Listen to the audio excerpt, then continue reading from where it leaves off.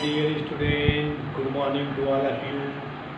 Welcome to the most everyone class 12 physics my YouTube channel www Banaras Study Material. Yes, my name is Sunil पाल। आज से अगर आपने पढ़ाई start नहीं किया हुआ तो आज हम अपने YouTube चैनल में आप सभी लोगों का क्लास 12 फिजिक्स के स्टूडेंटों का हार्दिक स्वागत एवं अभिनंदन करते हैं। आज से मेरा नया जर्नी स्टार्ट होता है। अगर आपने 11th में पढ़ाई नहीं किया है तो आज से हम पढ़ाई स्टार्ट करते हैं। अगर मान लेते हैं अभी आप से t बराबर 0 थे तो आज से हम लोग स्टार्ट करते हैं। स्टार्ट न्यू जर्नी, न्यू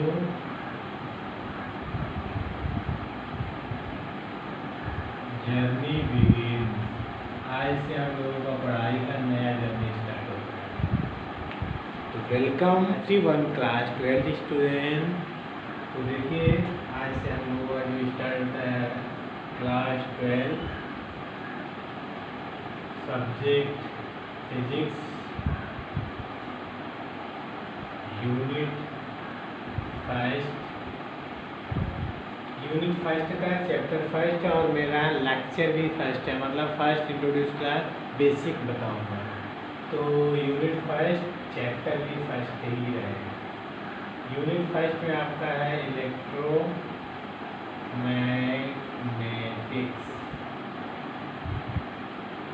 और चैप्टर फर्स्ट में हमको बस पढ़ना है इलेक्ट्रिक चार्ज एंड फील्ड। तो देखिए पहले यूनिट फर्स्ट में इलेक्ट्रोमैग्नेटिक्स जो है आपका इलेक्ट्रोमैग्नेटिक्स,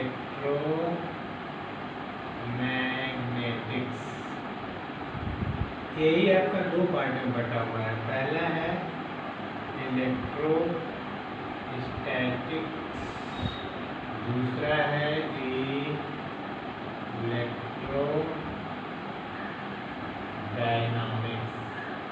जैसा कि नाम से ही क्लियर है, इसमें जो चार्ज रहेगा आपका एंड रेस्ट, इसमें जो चार्ज रहेगा चार्ज एज मोशन। सिलेबस अभी जनरली बता रहे हैं क्या क्या पढ़ना है आपको। तो इलेक्ट्रोस्टैटिक में चार्ज एट रेस्ट में आपको क्या पढ़ना है? इलेक्ट्रिक फील्ड,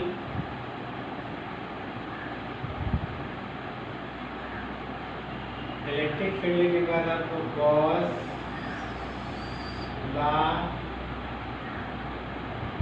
लॉ के बाद आपका कैपेसिटर,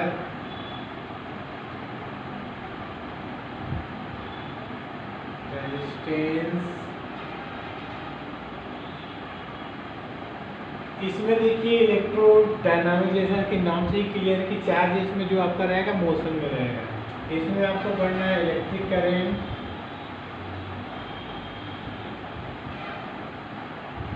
मैग्नेटिज्म,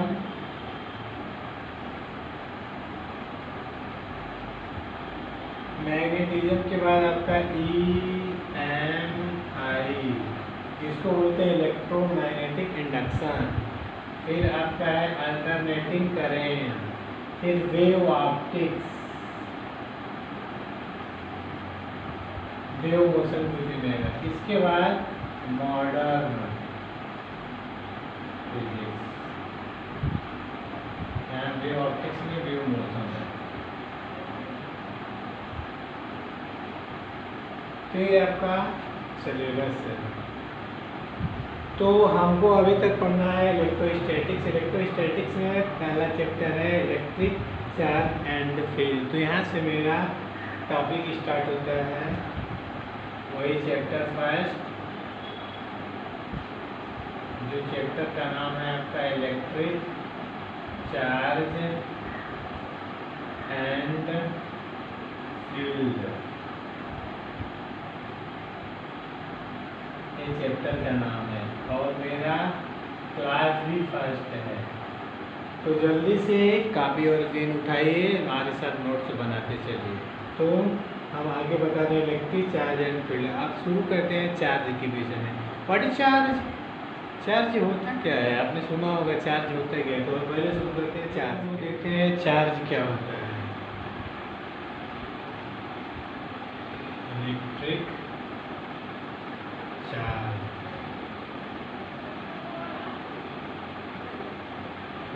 बॉडी चार्ज होता क्या है? तो देखिए इसकी जो पॉसिबिलिटी बनती है, generally charge is the physical properties of matter. इसकी दो प्रॉपर्टी बनती है। देखिए पहला है charge is the physical property of matter causes to its experience of force। इसका मतलब जो इलेक्ट्रिक चार्ज होता है वो फिजिकल प्रॉपर्टी या मैटर, इस फिजिकल प्रॉपर्टी ऑफ मैटर मतलब कि वो प्रॉपर्टी जिसमें कुछ भी चार्ज ना हो, मतलब वो चार्ज अनलेस हो, कुछ ना हो उसमें, फिजिकल प्रॉपर्टी को शो करता है। दूसरी प्रॉपर्टी है इसकी कि इंट्रिंसिक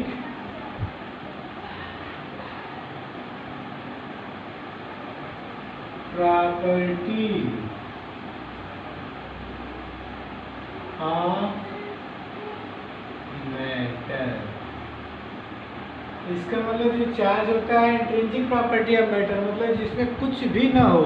इंट्रिंसिक जैसा नाम से ही क्लियर है आपका, जो बॉडी अनलेस हो, कुछ भी चार्ज ना हो, इंट्रिंसिक प्रॉपर्टी ऑफ मैटर को शो करता है। केवल चार्ज की बात होगी, यहाँ इलेक्ट्रिक चार्ज की बात नहीं होगी, केवल चार्ज की बात होगी। तो चार्ज की जो डिफिनेशन पहले 600 BC में ग्रीक साइंटिस्ट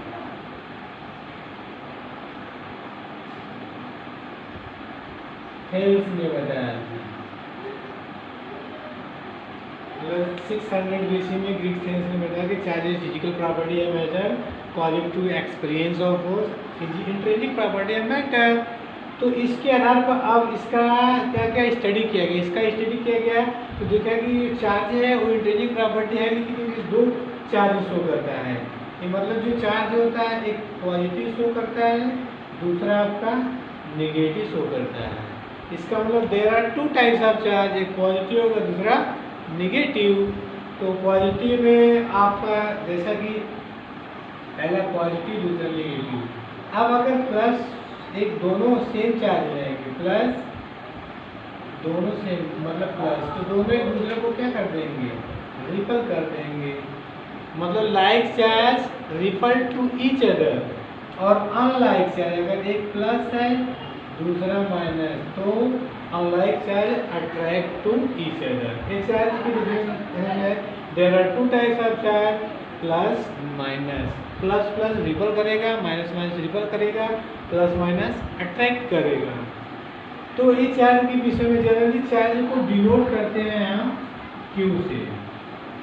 जो चार्ज होता है उसको डिनोट किया जाता है Q से, और इसकी जो SI यूनिट होती है एम्पियर सेकेंड, या इसी को कूलाम भी बोलते हैं, कूलाम। इसका डायमेंशन क्लास 11 में पढ़े होंगे, डायमेंशन की बात होगी तो 80 होगा। अभी आगे आएगा टाइम बराबर IT, तो इसी से इसका डायमेंशन निकालना है। जहाँ I चार्ज होगा, T उसका टाइम होगा, टाइम पर डिपेंड करेगा। तो ये चार्ज एम्पियर सेकेंड या कूलॉम, डायमेंशन 80, ये स्केलर क्वांटिटी है। अब बात होती है कि जो चार्ज दो टाइप का होता है, ये charge always comes with mass, mass पर वेरी करता है। जो तीसरी प्रॉपर्टी इसकी है, charge always comes with mass. अगर कोई बॉडी चार्ज हो रही है तो निश्चित है कि उसका मास भी होगा। तो चार्ज और मास में अगर कंपेरिजन करेंगे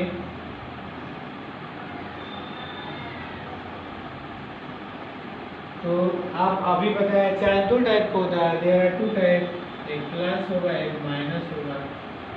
अब there are two types charge in independent, मतलब अगर जो बॉडी है वो मास है, मतलब मास है तो इसका मतलब वो चार्ज ही होगा। चार्ज अब उसमें दोनों वेरी करेंगे, या तो एक चार्ज होगा प्लस होगा या तो माइनस। और जो बॉडी होता है उसका मास क्या होता है, फिक्स नहीं होता है। लेकिन जो चार्ज होता है ये आपकी क्वांटिटी इंडिपेंडेंट होती है, मतलब इंडिपेंडेंट का मतलब स्पीड पर नहीं डिपेंड करती, मतलब इसको किसी स्पीड से फेंक देंगे तो उसका चार्ज बदल जाएगा। तो जो चार्ज है आपका, चार्ज इज इंडिपेंडेंट स्पीड, और मास जो है आपका, मास इज डिपेंडेंट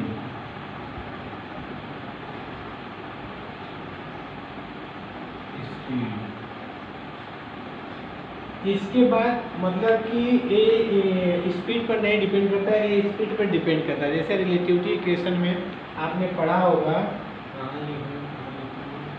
देखिए रिलेटिविटी इक्वेशन में इक्वेशन होता है m बराबर m0 अपॉन के रूट में 1 minus v square plus c square. तो रिलेटिविटी इक्वेशन में m0 जो बॉडी है उसका रेस्ट मास है, जब वो रुका हुआ है। m जब जो बॉडी ऑब्जेक्ट का है, बॉडी का मास है, v वेलोसिटी उस बॉडी का है, और c लाइट ऑफ वेलोसिटी। तो जो अगर मोशन करेगा तो उसकी बॉडी का जो मास होगा चेंज हो जाएगा। तो रिलेटिविटी में आ जाएगा आपका, यही आपका m बराबर m0 1 minus v square plus c square. तो ये आपका चार्ज ऑलवेज कम्स विद मास, मतलब जो चार्ज होगा उसमें मास होगा, उसमें चार्ज होगा, मतलब चार्ज ऑलवेज हमेशा वेरी करता है मास के साथ। तो इस तरह से आपका एक चार्ज के विषय में हो गया। चार्ज की जो कैसे देख लिए, चार्ज को सबसे पहले 600 BC में ग्रीक थे साइंटिस्ट थे बताया था, उन्होंने बताया कि charge is a physical property of matter और एक टू एक्सपीरियंस को इंट्रिंसिक प्रॉपर्टी ऑफ मैटर, मतलब उसमें कुछ भी न होगा। इसके बाद हमने चार्ज को क्यू से डिनोट करते हैं, SI यूनिट एम्पियर सेकेंड या कूलम, डायमेंशन 80, क्यू बराबर 80, जहाँ I चार्ज करंट है, T उसका टाइम है, तो उसका डायमेंशन हो जाएगा। इसके बाद there are two types of charge, positive negative, same charge repel और अनलाइक चार्ज एक प्लस एक माइनस को अट्रैक्ट कर रहा है। उसके बाद charge always comes with mass, charge independent of speed, dependent of speed. तो यहाँ तक क्लियर। इसके बाद आ गया है आपका कंजर्वेशन ऑफ चार्ज। देखिए कंजर्वेशन ऑफ चार्ज में क्या होता है, इसका स्क्रीनशॉट ले लिया है ना, ठीक है, रब कर दे रहा है। कंजर्वेशन ऑफ चार्ज, देखिए कंजर्वेशन ऑफ चार्ज में जनरली आप पढ़ते आ रहे हैं 9th 10th 11th से। आप जानते हैं कि एनर्जी को ना तो एंड कर सकते हैं ना तो क्रिएट कर सकते हैं, बस उसको वन फार्म से अनदर फार्म चेंज कर सकते हैं। तो ये आपका कंजर्वेशन ऑफ चार्ज। तो ये आपका है, यहाँ पर चार्ज की बात हो जाएगी, charge can neither B created only be transformed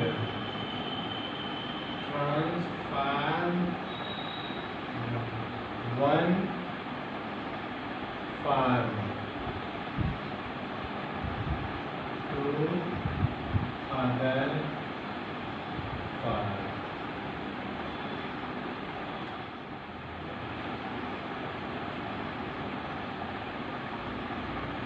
Be destroyed, D-E-S-T-R-Y-E-D, destroyed, but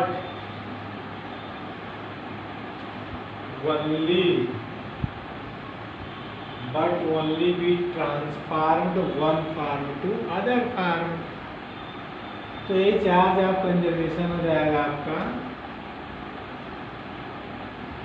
charge can neither be created nor be destroyed but only be transformed one form to other form. ये first point था उसका. अब second point देखिए क्या कहता है. The total charge of an isolated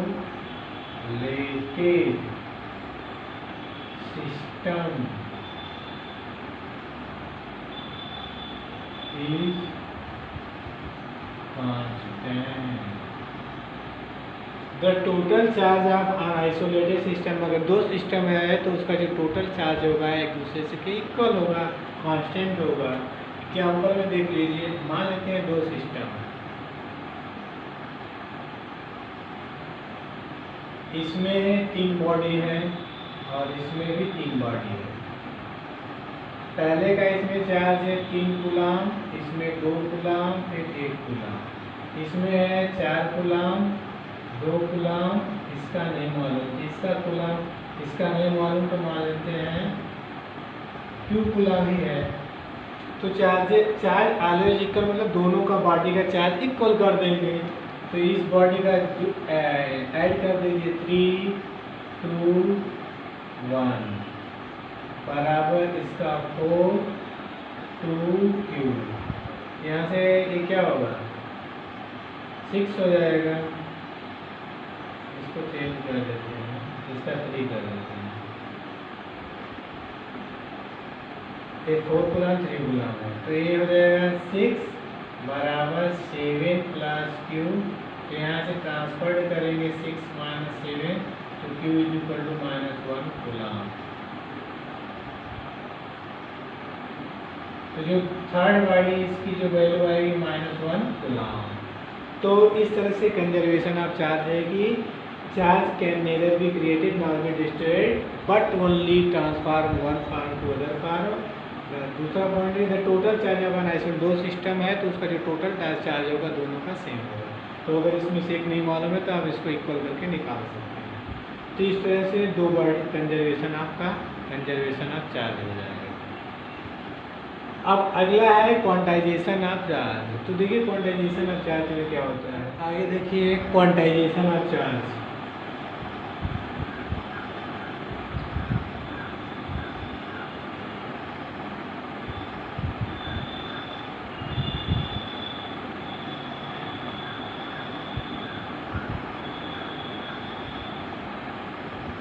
quantization of charge में क्या होता है कि कोई भी बॉडी, कोई भी अगर चीज़ रहेगा या कोई भी बॉडी रहेगी तो उसकी फिक्स्ड अमाउंट लेंगे. जैसे मार्कर है या मार्केट से जो भी कुछ लेने जाएंगे आप फिक्स्ड अमाउंट में लेंगे जिसे काउंट किया जा सके. जैसे मार्कर लेने जाएंगे तो 1 लेंगे, 2 लेंगे, 3 लेंगे. ये कहिए कि 2.5 तो 2.5 नहीं मिलेगा, वो काट के नहीं देगा. मतलब उसके लिए फिक्स्ड क्वांटिटी रहनी चाहिए. तो मतलब कि एनीथिंग मार्केट में जब जाएंगे तो जो भी क्वांटिटी रहेगी anything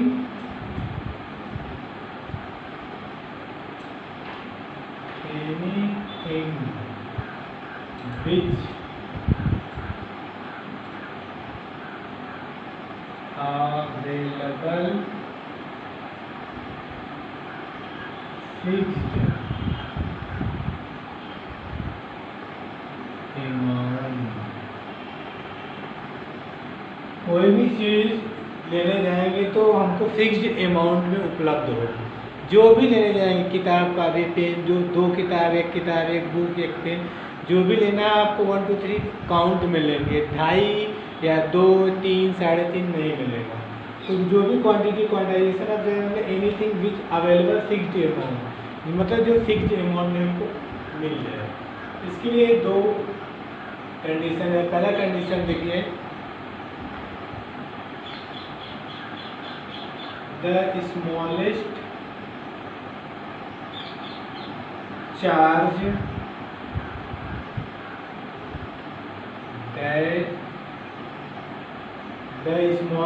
charge that can exist independent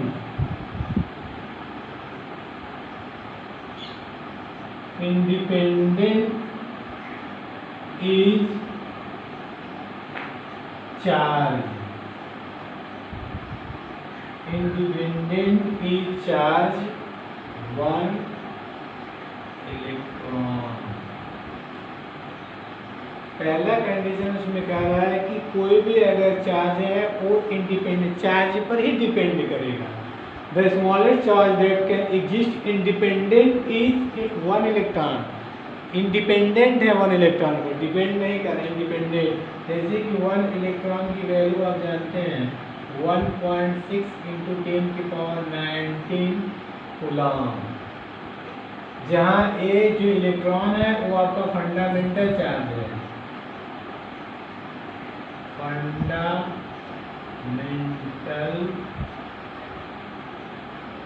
charge, तो ये आपका fundamental charge. The smallest charge that can exist independent is charge 1 electron. 1 electron की वैल्यू होती है 1.6 × 10⁻19 कूलम, फंडामेंटल चार्ज है। अब दूसरा पॉइंट इसी में है, दूसरा पॉइंट करता है कि charge always exist in integral multiple of electron. The charge always exist in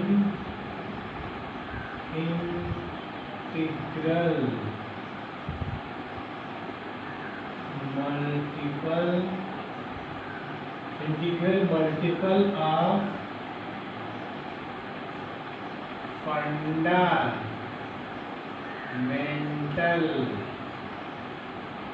charge.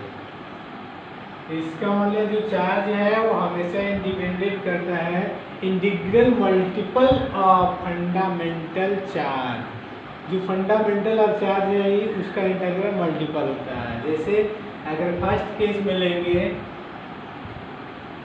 1 electron 2 electron 3 electron 4 electron N number आपका इंडिकेट करता है, प्लस में है। उसी तरह दूसरा जो इसके अपोजिट लेंगे माइनस हो जाएगा, -1 इलेक्ट्रॉन -2 इलेक्ट्रॉन -3 -4 तो इस तरह से दोनों को लिखा जाता है 1e 2e 3 एक क्वांटाइजेशन हो रहा है इलेक्ट्रॉन का। तो अगर जनरली तौर पर चार्ज की बात किया जाएगा, जो क्वांटाइजेशन ऑफ चार्ज होगी तो उसकी वैल्यू दोनों को अगर पॉइंट कर देंगे तो Q बराबर हो जाएगा ±NE। क्वांटाइजेशन ऑफ चार्ज जो हो जाएगा Q बराबर ±NE।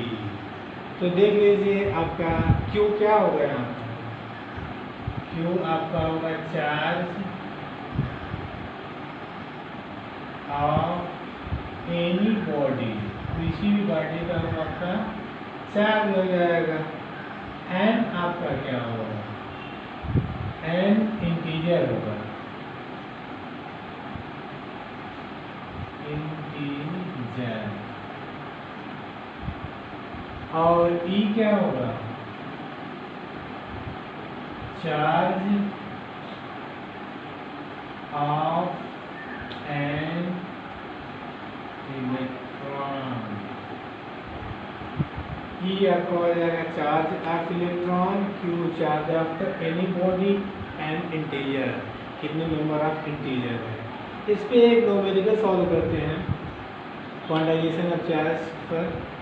तो जो क्वांटाइजेशन ऑफ चार्ज जनरली होता है क्यू बराबर एन ए, जहाँ एन नंबर ऑफ कितने इंटीजर हैं, ई इलेक्ट्रॉन का चार्ज, क्यू आपका किसी भी बॉडी का आपका चार्ज हो जाएगा। अब देखिए मान लेते हैं क्वेश्चन, इसको सॉल्व करते हैं। क्वेश्चन है आपका, देखिए क्वेश्चन क्या है, जल्दी से स्क्रीनशॉट लीजिए इसका। देखिए क्वेश्चन है can a charge, can a charge is given that 8 into 10 की पावर -18 कूलम। किसी बॉडी का चार्ज आपको दिया है, गिवन दैट 8 into 10 की पावर -18 कूलम। आपको फाइंड करना है, फाइंड द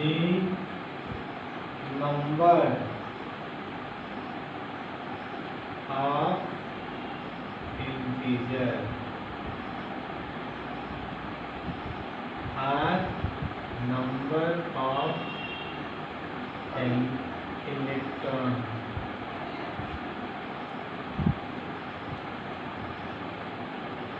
उसमें कितने नंबर ऑफ इलेक्ट्रॉन्स हैं।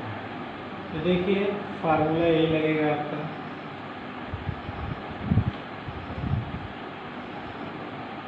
Q बराबर n E। आपको Q का मान दिया हुआ है, Q का मान रख दीजिए 8 into 10 की पावर -18।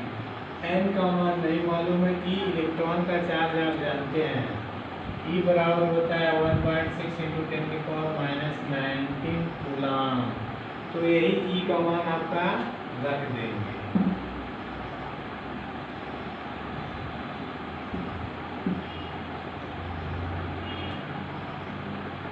1.6 into 10 की पावर -19, यहाँ से n की वैल्यू हो जाएगी आपका 8 into 10 की पावर -18 अपॉन 1.6 into 10 की पावर 19।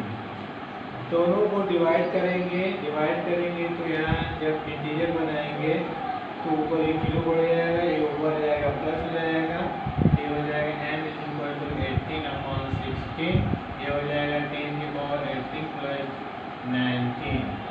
इसको डिवाइड कर देंगे तो n हो जाएगा 5 into 10, इसका मतलब n का मान हो जाएगा 50। तो जो नंबर ऑफ इलेक्ट्रॉन या नंबर ऑफ इंटीजर की वैल्यू आएगा वो 50 आएगा।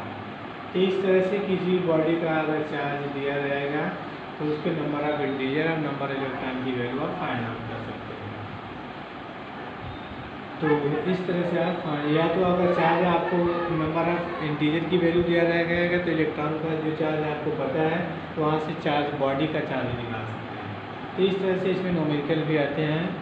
अब आगे है वे ऑफ चार्ज, मतलब चार्ज जो है कितनी तरह से होता है। तो हम चार्ज के विषय में पढ़ेंगे कितनी तरह से ट्रांसफ़र होता है, कितनी तरह से फिक्सन होता है, कितनी तरह से कंडक्शन होता है। तो आगे हम पढ़ेंगे charge wait of way to charge, charge कितने तरीके से होता है। इसी में आएंगे कि way of wait to charge.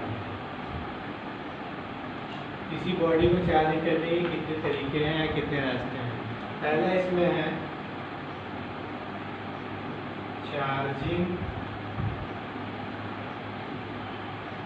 Bye conductor. इसका मतलब है डायरेक्ट कंडक्ट,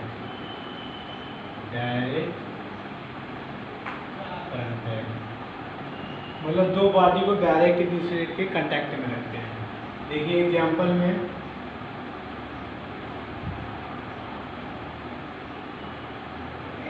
एक बॉडी है ए, इसमें माइनस चार्ज है, दूसरा बॉडी है बी, मतलब इसमें excess of electron A neutral है। न्यूट्रल मतलब अनचार्ज है। जब डायरेक्ट एक दूसरे को दोनों कांटेक्ट कर देंगे, सेपरेट दोनों एक दूसरे सटा देंगे तो दोनों को सेपरेट होने के बाद आपका क्या होगा, दोनों को सेम चार्ज आ जाएगा, मतलब उसमें भी चार्ज आपका ट्रांसफर हो जाएगा। तो इस तरह से जब दोनों बॉडी को कांटेक्ट में करेंगे तो इसमें भी माइनस है और इसमें भी माइनस, ए बी, फिर डायरेक्ट कांटेक्ट में हो जाएगा। दूसरा पहला कंडीशन है। दूसरे इसी में दूसरा पॉइंट है कि अगर किसी बॉडी का अगर शेप और साइज सेम है, शेप साइज और मटेरियल भी सेम है, तो सेमीकंडक्टर अगर मान लेते हैं एक बॉडी एक दूसरा बॉडी, इसका चार्ज अगर क्यू है, दोनों का शेप अगर सेम है, दोनों को आपस में कंटेक्ट अगर कराएंगे तो इसमें से चार्ज आपका सेपरेट होने के बाद क्या हो जाएगा, ट्रांसफ़र हो जाएगा। ट्रांसफ़र होने के बाद एक Q/2 एक Q/2 दोनों आपस में चेंज हो जाएंगे, चार्ज ट्रांसफ़र होता है one part two other part. जब वो उसका शेप साइज और मटेरियल आप कंडक्टर सेम है तब की कंडीशन में ये दोनों को आपस में कंटेक्ट कराएंगे तो चार्ज आपस में सेपरेट होने के बाद दोनों में ट्रांसफ़र हो जाएगा, Q/2। अब दूसरा जो इसका है प्रोसेस, चार्जिंग बाई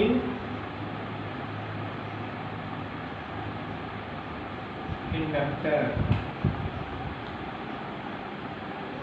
देखिए चार्जिंग ऑफ इंडक्टर में क्या होता है, इसे विदाउट कंटैक्ट होता है, बिना कंटैक्ट किए।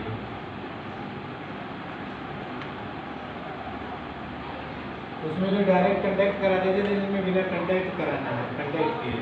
तो देखिए इसमें मान लेते हैं एक बॉडी है, इस पे माइनस चार्ज है। बुक में एनसीईआरटी बहुत सा दिया है, पढ़ लीजिएगा। यहाँ पर एग्जाम्पल के तौर पर हम बता रहे हैं। अब यहाँ पर कोई बॉडी है, इस पे एक बॉडी है, अब ये माइनस चार्ज है तो इसके सेम इधर जो होगा ये प्लस होगा और इधर क्या होगा, बॉडी पर माइनस चार्ज होगा। अब जब ए इसके पास जाएगा तो रखे हैं इसे, तो जब इसके पास चले जाएंगे तो माइनस चार्ज ये प्लस चार्ज रहेगा, तभी दूसरे प्रोटेक्ट करेगा। ये माइनस चार्ज आपका इधर रहेगा तो माइनस चार्ज जो है रिपल करेगा, तो माइनस चार्ज इस बॉडी का है।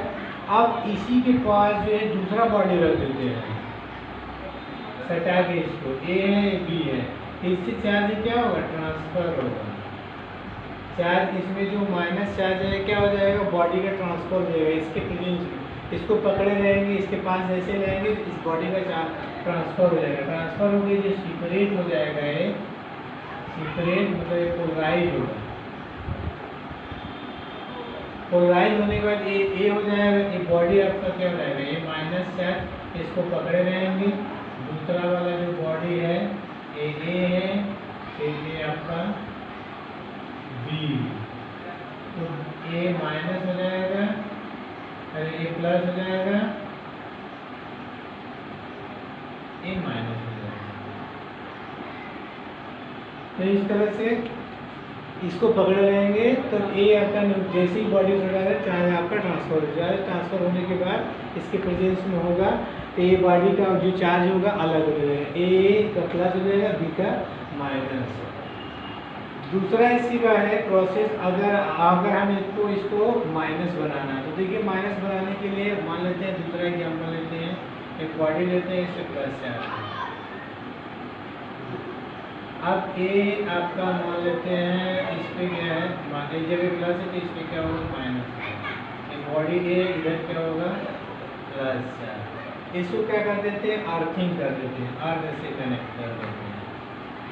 अब आपको मालूम है अर्थ जो होता है ocean of electron, ocean of electron मतलब इलेक्ट्रॉनों का सागर है।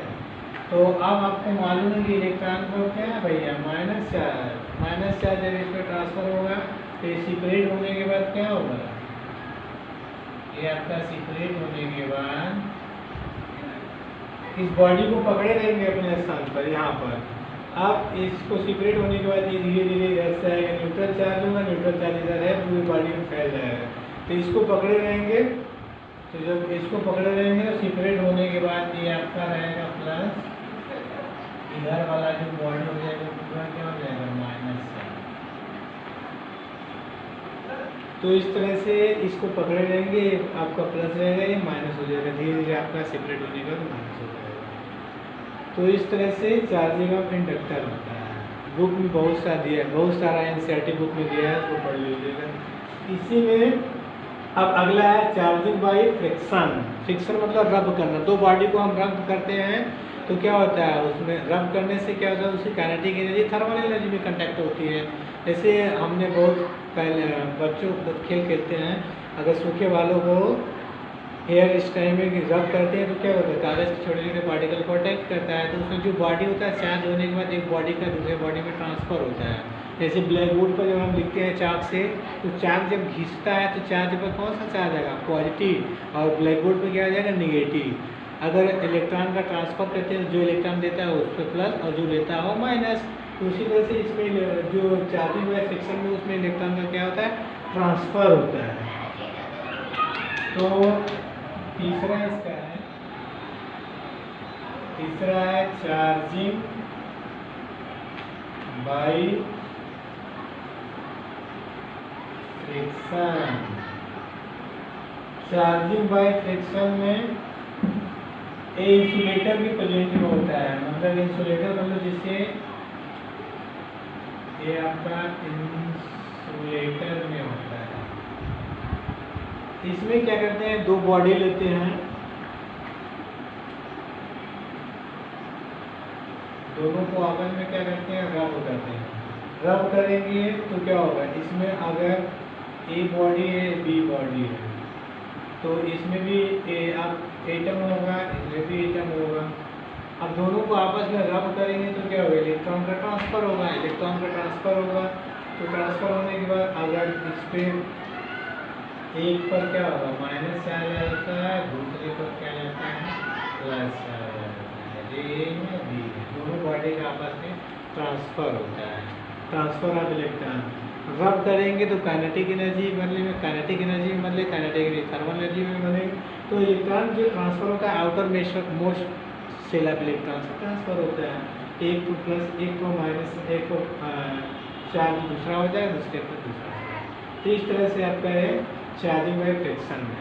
सो आप ब्लैक बोर्ड पर लिखेंगे तो चार्ज आपका खत्म होगा, तो चार्ज आपका जो खत्म होगा वो आपका प्लस चार्ज में रहेगा, और जो ब्लैक बोर्ड पर लिखेंगे वो माइनस चार्ज में रहेगा। तो इस तरह से चार्जिंग बाय फ्रिक्शन के लिए एक बॉडी का चार्ज दूसरे बॉडी में ट्रांसफ़र होता है। इसी तरह अगला एग्जाम्पल है इलेक्ट्रोस्कोप। क्योंकि इलेक्ट्रोस्कोप में क्या होता है, इलेक्ट्रोस्कोप में क्या होता है कि आप जानते हैं कि चार्ज क्या होता है, one body to other body में ट्रांसफ़र होता है। इसमें क्या करते हैं, कोई जार ले लेते हैं, एक जार ले लेते हैं,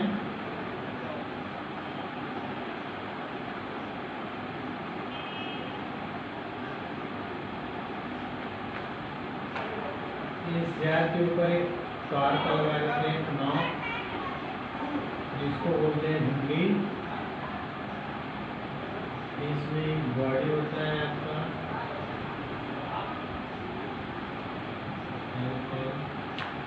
इसमें जो चार्ज होता है वो माइनस होता है। ये आपका पार्क है, इससे कोई अदर बॉडी है, अदर बॉडी का जो चार्ज जाते हैं प्लस है। आप देखिए कार के हैं, ये आपका ग्लास और जार एनसीईआरटी में दिया हुआ है, देख लीजिएगा। ये आपका मेटेलिक रॉड आर, इसको मान लेते हैं गोल्ड लिप्स एल। ये गोल्ड लिप्स में तो एल्युमिनियम लिप्स भी ले सकते हैं। अब एक जार है जो पूरी तरह से क्या है, बंद है चारों तरफ से। ऊपर एक नॉक लगा दिए, घुंडी लगा दिए, बीच में कार्क लगाए हैं, इसमें एक रॉड है, यहाँ दो आपका गोल्ड लिप्स है, एल्युमिनियम लिप्स ले सकते हैं, ये मेटेलिक रॉड है, ग्लास ऑफ जार है, कार्क लगा हुआ है। अब जब इसमें कार्क लगा हुआ है, इस घुंडी को घुमाते हैं, यहाँ पर एक चार्ज है, कोई चार्ज बॉडी लाते हैं, तो अब एक मेटेलिक रॉड है, तो इस इलेक्ट्रॉन क्या होगा, ट्रांसफ़र होगा। जब इलेक्ट्रॉन ट्रांसफ़र होगा तो हमको जो गोल्ड लिप्स है यहाँ से पता चलेगा। अगर जो इस पर सेम चार्ज रहेगा, अगर इस पर माइनस चार्ज रहेगा, इस पर सेम चार्ज रहेगा, तो जो लिप्स की पत्तियाँ हैं वो दूर हट जाएगी। क्योंकि आपने पढ़ा होगा कि सेम चार्ज क्या होता है, रिपल होती है, मतलब दूर हट जाती है। अगर चार्ज रहेगा, मतलब अदर चार्ज एक माइनस से प्लस से पट्टियाँ क्या एक दूसरे को अट्रैक्ट करेंगी, मतलब पास में आ जाएंगी। तो यहाँ से एक जार के माध्यम से बताया जाएगा कि जो चार्ज होता है ट्रांसफ़र होता है। ये इलेक्ट्रोस्कोप में बताया जाएगा। जब घुंडी को घुमाते हैं तो जो पत्तियाँ होती हैं घूमती रहती हैं, फिर घूमती रहती है। अगर सेम चार्ज पड़ेगा तो क्या होगा, वो बूंदियाँ दूर हो जाती हैं। अगर अदर चार्ज एक प्लस एक माइनस की जो पत्तियाँ होती हैं सीधी हो जाती हैं। तो इस तरह से ये इलेक्ट्रोस्कोप होता है। तो आज के लिए बस इतना ही। अगर आपको वीडियो अच्छा लगा हो तो वीडियो को लाइक ज़रूर करिएगा और हमारे चैनल को सब्सक्राइब करिएगा। आप आगे पढ़ते रहिए। All the best very student. See you again next lecture same chapter. तो आज के लिए बस इतना ही। आप कहीं भी जाइएगा, पढ़ते रहिए, आगे बढ़ते रहिए। हमारे channel Banaras study material YouTube channel में आप सभी लोगों का ऑल द बेस्ट वेलकम। धन्यवाद।